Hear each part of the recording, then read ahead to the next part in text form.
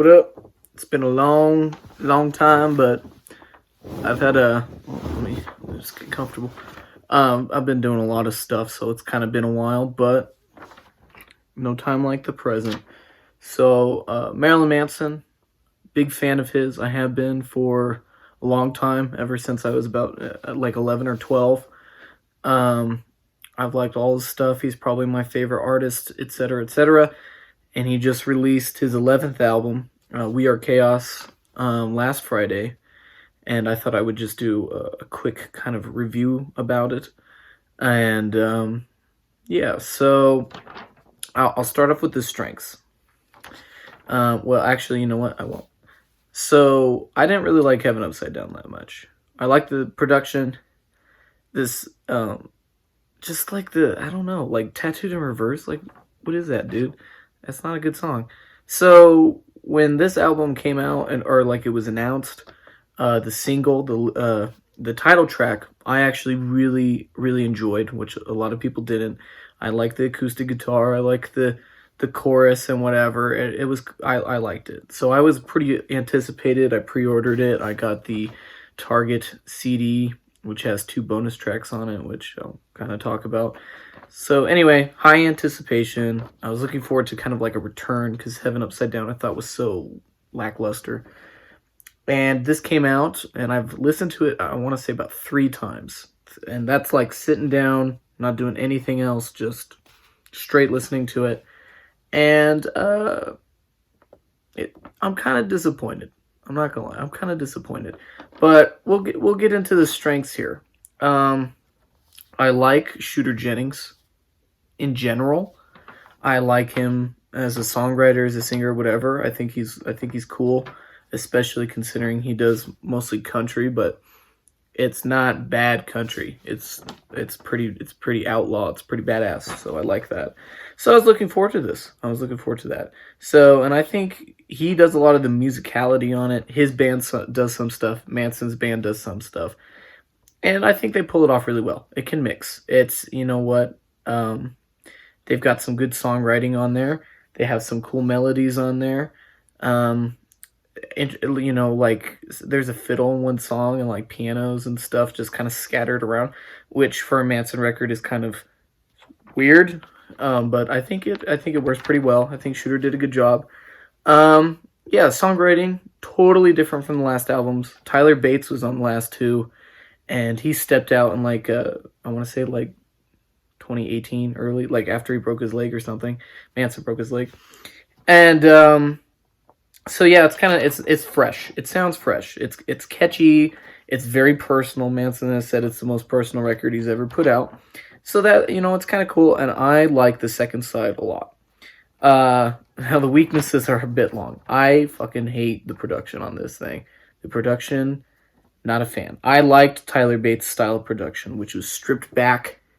I felt like I was in Manson's throat. I was in Tyler's guitar. I was right underneath the drum riser or something. It sounded like I was right there. This is different. It sounds mixed instead of layered. So the way I could best describe that is like when you listen to it, you feel like you're eating like batter, like soup or something. Everything's just kind of, as opposed to eating like a sandwich or cake where you taste everything in its own little section. That's the best way I can describe it. So it feels really gelatinous in my ear when I listen to it, and I don't really like that, especially with the some of the drum beats on the song. I hate them. They're just like bass boosted. They're all like hip hoppy. It's gross. Like Broken Needle has that. And then like paint you with my love and the half 4. I don't remember any of the songs. Anyway, so yeah, I don't like that. And that kind of brings me, like, the first half is okay. It has the 2 singles, which are pretty good. You know, Don't Chase the Dead. It's pretty Bowie-y, so that's not bad. And then We Are Chaos, I like that. The opener is kind of like a weird opener. Red, Black, and Blue is, it's okay. And then, yeah, like, Paint Me With It, like, the last 2 on that first side, I don't like them. They're too they're too like sappy, I guess. I don't know. Like, and I don't mind a romantic Manson, but it's like too gushy, I guess. I don't know. It just doesn't feel right. Yeah, and then I would say that probably my biggest problem with this, other than the production, is the lyrics. Weird comparisons. Even in the title track, which I said I liked, he talks about garbage trucks, which I don't understand. And then another one he talks about like ice cream trucks. And then even the final one, Broken Needle, I thought that was going to be like a kind of a violent thing, and it's really not. It's about a record, which is cool, but then he just talks about comparing, his girlfriend or whoever, I guess his now wife, I don't know, as like a vinyl record, and he's just a broken needle, and he just won't play that record anymore or something. I don't know. It's too. I don't know. It's just too like non-specific, or it's like it's too specific of a comparison, but the comparison is so open to anything that it's hard for me to comprehend what the point of the song even is, which I guess, is up to the listener's interpretation, but I don't know. Yeah, so the lyrics, this is probably the album with the weakest lyrics since, well, probably since the last one. I don't know. The last one had like some bad stuff, like Blood Honey and like Tattooed in Reverse. But then it had some cool stuff like Saturnalia and We Know Where You Fucking Live and stuff like that. And, even like Satan. So this one's just kind of, I don't know. I would compare it to like every song on this album's lyrical content is comparable to that of Mutilation is the Most Sincere Form of Flattery off of Eat Me, Drink Me, which is not that great. So, lyrics, production, not a fan, even at all. But, so I think overall, I'd probably give this album like a 5 out of 10, which seems pretty low. It's pretty in between of a rating. But I think I need to listen to it more. I feel like I had too many expectations for it.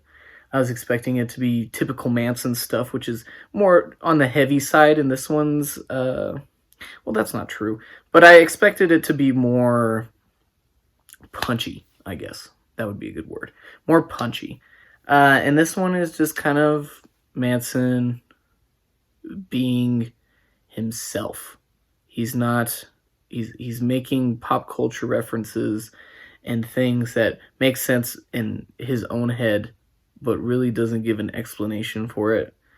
Like even like Golden Age of Grotesque and stuff, you kind of understood this whole Mickey Mouse, Nazi Germany type of, vaudeville type of thing. And this one just doesn't really have it. It's definitely Manson's own brainchild in that way.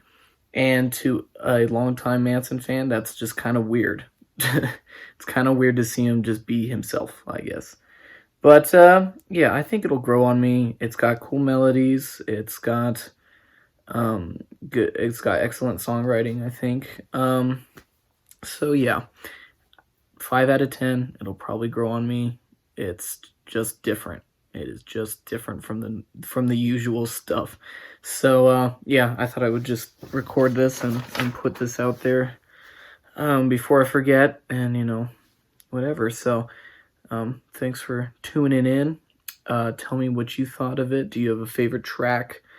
I don't think I do right now. Least favorite track. What do you like about it? What do you don't? Yada yada yada. I would like to see somebody else's opinions on it, because this is a pretty weird one. So yeah, let me know what you think. Thanks for watching, and have a good one. Thanks. Stay heavy.